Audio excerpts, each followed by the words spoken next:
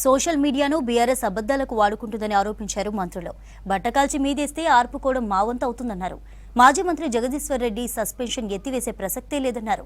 Formula ఈ రేసులో పేమెంట్ల తీరునే ప్రభుత్వం వ్యతిరేకించిందని చెప్పారు. కుల గణనలో పాల్గొనని కేసీఆర్ ఫ్యామిలీకి విమర్శించే హక్కు లేదన్నారు.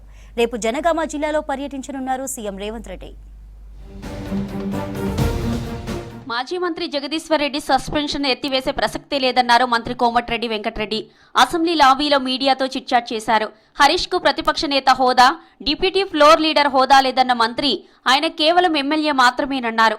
టర్మ్ పూర్తయ్యాక డిప్యూటీ ఫ్లోర్ లీడర్లను నియమిస్తారా అంటూ బీఆర్ఎస్ నేతలను విమర్శించారు మంత్రి కోమటిరెడ్డి. ఫార్ములా ఈ రేస్ను హైదరాబాద్ లో నిర్వహించడాన్ని తాము ఎప్పుడు తప్పుపట్టలేదన్నారు మంత్రి శ్రీధర్ బాబు. ఈ రేస్లో పేమెంట్ సరిగా జరగలేదని మాత్రమే చెప్పామన్నారు. పేమెంట్ ప్రొసీజర్ సరిగా లేనప్పుడు ఫార్ములా ఈ రేస్ను ఎలా కొనసాగిస్తామన్నారు. స్పీకర్పై జగదీష్ రెడ్డి మాట్లాడిన తీరు కంటే ఆయన హావభావాలే సరిగా లేవన్నారు. ఈ సెషన్ చివరి వరకు ఎథిక్స్ కమిటీని ఏర్పాటు చేస్తామని చిట్చాట్లో తెలిపారు మంత్రి.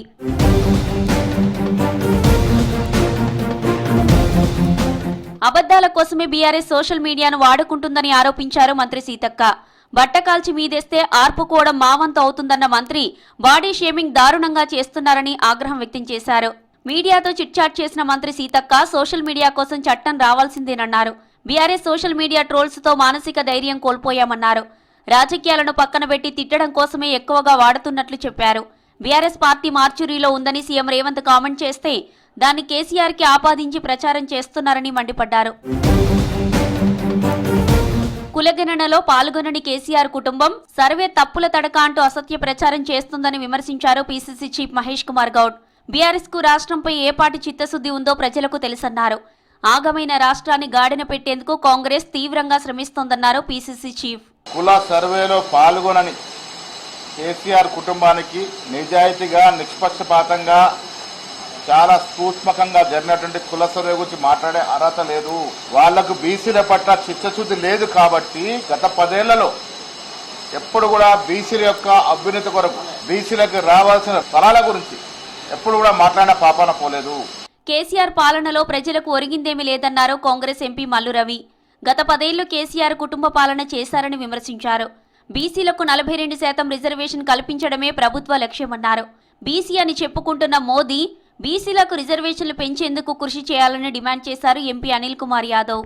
మొత్తం 10 సంవత్సరాల్లో వారి కుటుంబం ఎక్స్టెండెడ్ కుటుంబం, వారి తండ్రి కొడుకు కూతురే కాకుండా అల్లుడు వాళ్ళ చుట్టాలు వాళ్ళందరికీ పదవులు ఇచ్చి వాళ్ళు ఉన్నత స్థానంలో బంగార భవిష్యత్తును వాళ్ళు ఏర్పాటు చేసుకున్నారు తప్ప తెలంగాణ రాష్ట్రానికి ఏమీ చేయలేదు. కేటీఆర్ కావచ్చు, వాళ్ళ హరీష్ రావు కావచ్చు, వాళ్ళ దగ్గర ఉన్న నాయకులందరూ కూడా ఏమనుకుంటారు అంటే ఇంకా వాళ్ళ అధికారంలో ఉన్నట్టు వాళ్ళ బిహేవియర్ కనిపిస్తుంది.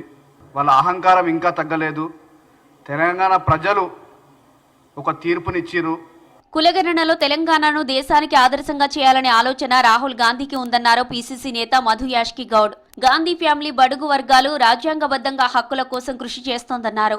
కాంశీరాం జయంతి సందర్భంగా బీసీ నేతల విస్తృత స్థాయి సమావేశంలో పాల్గొన్నారు మధు యాష్కి. ఈ ప్రభుత్వం రాహుల్ గాంధీ గారి యొక్క ఆలోచన అనుగుణంగా పనిచేయడానికి సిద్ధంగా ఉన్నది. పని చేసి తీరాల్సిందే. జాతీయ పార్టీ కాబట్టి జాతీయ నాయకుడు ఆదేశానుగుణంగానే పనిచేస్తుంది. కాస్ట్ సెన్సెస్ తోటి రిజర్వేషన్స్ కల్పించే బాధ్యత తీసుకుంటుంది. ఇష్టం ఉన్నా లేకపోయినా కూడా అగ్రనాయకుడు ఆదేశానుగుణంగా పనిచేస్తుంది. రేపు జనగామ జిల్లాలో పర్యటించనున్నారు సీఎం రేవంత్. స్టేషన్ గన్పూర్ నియోజకవర్గంలో 800 కోట్ల అభివృద్ధి పనులకు శంకుస్థాపన చేయనున్నారు. 200 కోట్లతో యంగ్ ఇండియా స్కూల్, 5.5 కోట్లతో ప్రభుత్వ degree college, NPDCL divisional office సహా కొండాపూర్లో సబ్ స్టేషన్లకు శంకుస్థాపన చేయనున్నారు. ఈజీఎస్ స్కీమ్ కింద 25 కోట్లతో చేపట్టిన రోడ్ల నిర్మాణ పనులను ప్రారంభించనున్నారు. తర్వాత శివునిపల్లి దగ్గర బహిరంగ సభలో పాల్గొననున్నారు సీఎం రేవంత్.